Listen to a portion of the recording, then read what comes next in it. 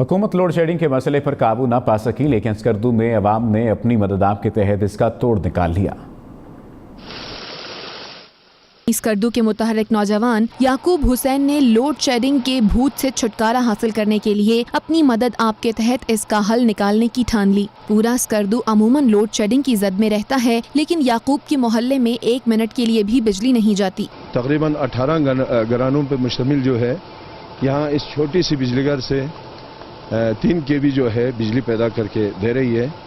तो इससे LED TV भी चलती है और LED बल्ब भी। तो उनके बनाए हुए छोटे बिजली घर से 3 किलोवाट बिजली पैदा होती है और उनके मोहल्ले के करीबन 20 अफराद इस पैदा होने वाली बिजली का इस्तेमाल करते हैं।